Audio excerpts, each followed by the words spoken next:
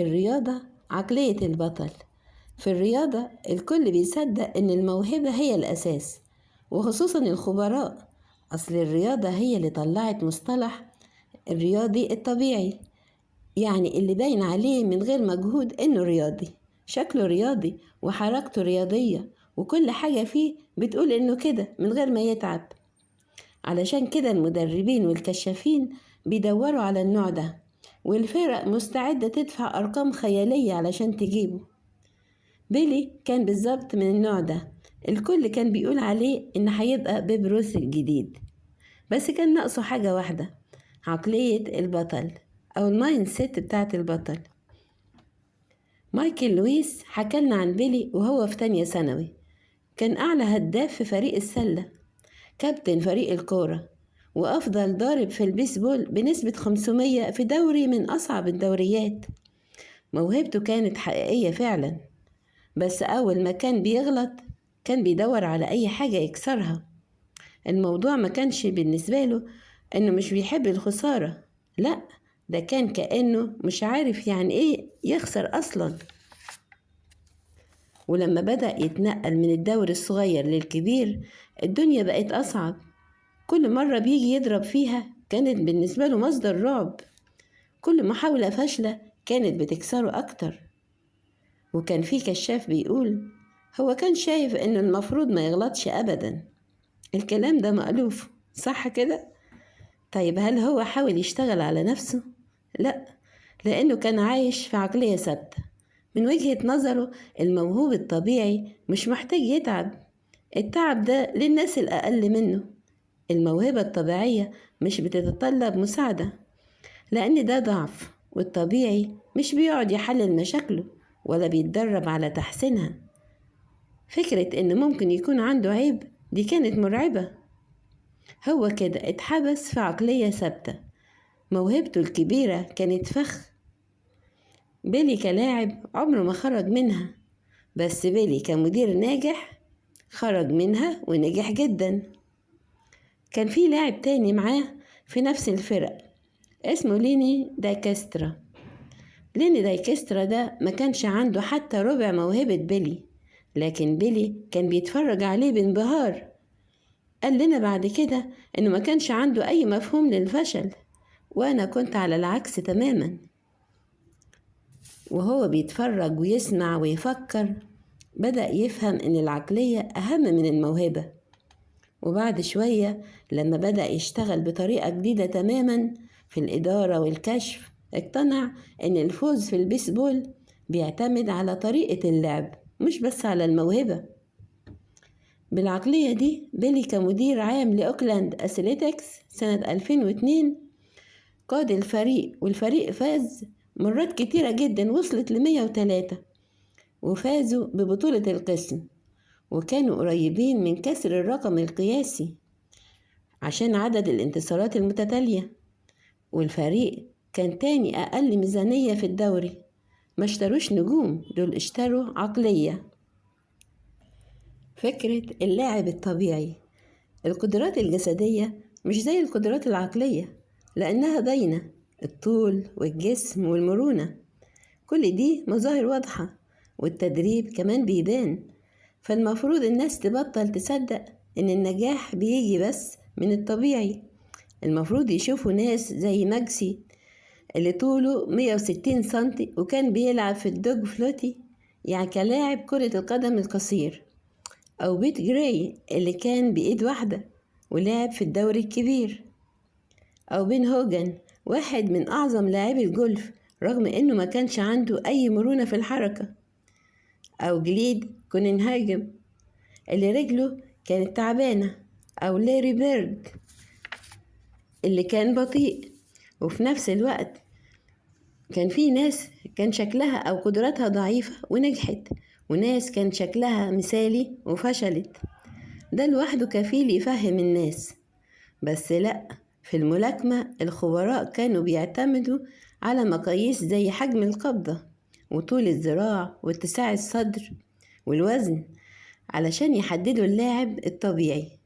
ومحمد علي فشل في كل المقاييس دي لأنه كان سريع وما كانش عنده جسم الملاكم ولا القوة ولا الأسلوب الكلاسيك. بالعكس، طريقته في الملاكمة كانت كلها غلط.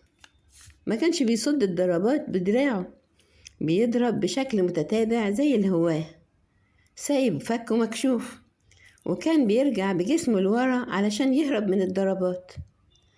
وده خوسيه توريس شبه الحكاية دي بواحد واقف في وسط قضبان القطر بيحاول يهرب من القطر، فبيجري لورا، ده بدل ما يتحرك يمين أو شمال. على الناحية التانية سوني ليستون خصمه كان عنده كل حاجة في الحجم والقوة والخبرة، وعلشان كده الناس كانت شايفة إن مفيش أي فرصة لمحمد علي إنه يكسبه. الماتش كان باين إنه محسوم لدرجة إن نص الكراسي في القاعة كانت فاضية. لكن محمد علي غير سرعته، كانت عبقريته في دماغه، كان بيحسبها صح، كان بيذاكر الخصم من جوه وبره. بيقول إنه قعد يقرأ كل الحاجات اللي اتقالت عن ليستون، وسأل ناس، وناس كانوا بيعرفوه، وكان بيقعد على السرير يركب الصورة في دماغه ويفهمه كويس، وبعدها يستخدم ده ضده.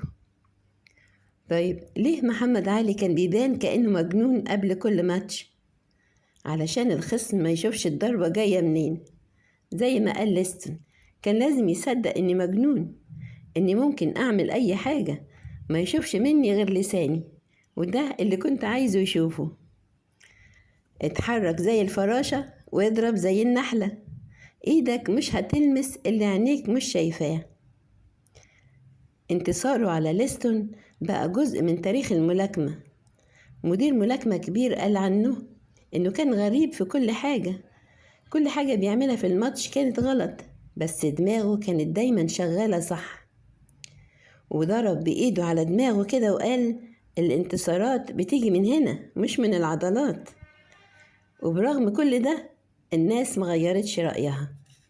دلوقتي بنبص على محمد علي ونشوف جسم ملاكم عظيم، وكأن دماغه الحادة وشعره كانوا إضافة مش هما الأساس.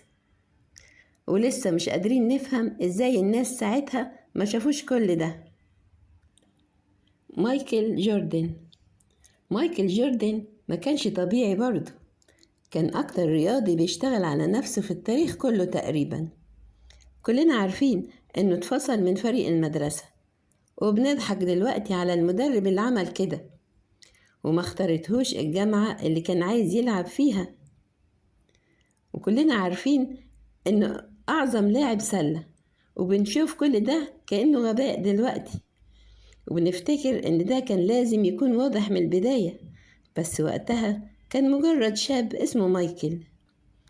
لما اترفض اتأثر جدا، ومامته قالت له ارجع وانضبط، وفعلا سمع الكلام.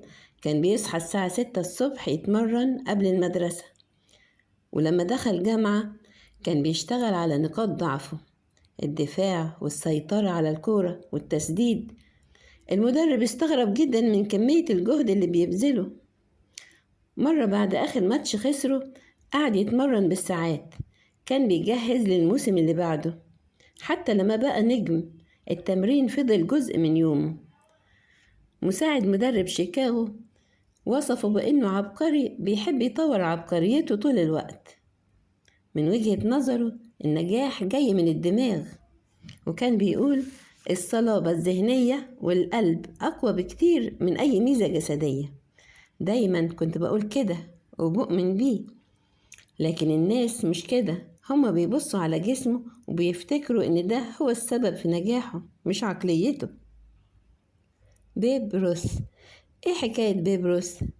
ما هو أكيد ما كانش نموذج للكمال الجسدي، ده كان الراجل اللي شهواته كانت معروفة، وبطنه الكبير اللي كان باين من تحت يونيفورم اليانكيز. طب ما ده يخليه طبيعي أكتر. مش كان بيسهر طول الليل وبعدين يجي تاني يوم على الماتش كده وهو ماشي برواقة ويضرب هوم رنز؟ الحقيقة إن بيب روث ما كانش طبيعي خالص.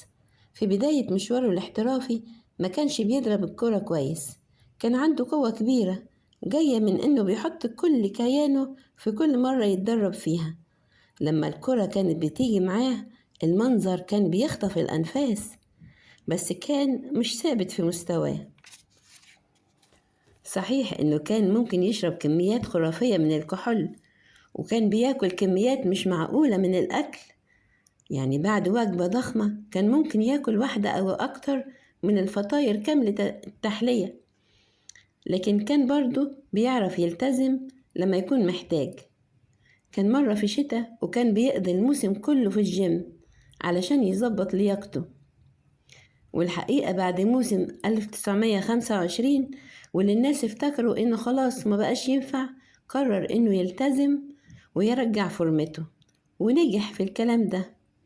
الكاتب بتاعه روبرت كريمر قال إن روس قدم أحسن أداء ثابت في الضرب شافته لعبة البيسبول من سنة 1925. بيب روث طلع زي الصاروخ، وده كله حصل بالانضباط، وكان بيحب التمرين جدا. لما انضم لفريق بوسطن ريد، اللعيبة الكبار زعلوا منه علشان كان عايز ياخد تمرين ضرب كل يوم. ما كانش بس لاعب جديد، لا ده كان رامي كمان. مين يفتكر نفسه علشان يتمرن على الضرب؟ مرة وهو في نص مشواره اتعاقب واتمنع من المشاركة في ماتش. ده ما كانش مشكلة، لكن لما منعوه من التمرين كمان، هي دي كانت مشكلته واتضايق جدا. تاي كوب قال إنه كان رامي ساعده يتطور في الضرب. ليه كوب قال كده؟ لأن الرامي مفيش حد بيهتم لو غلط أو شكله وحش أو هو بيضرب، فكان بيب بيقدر يجرب الضربات الكبيرة، ولو فشل ما كانش فيه مشكلة. مع الوقت بدأ يتعلم أكتر عن التحكم في الضربة وإزاي يحط العصاية على الكورة، ولما بقى لاعب بدوام كامل كان جاهز. ومع ذلك لسه ناس كتير متمسكة برأي ستيفن جاي إن لعبة البيسبول هما مجرد قطع لحمية كده بيعرضوا موهبتهم الطبيعية من غير أي مجهود.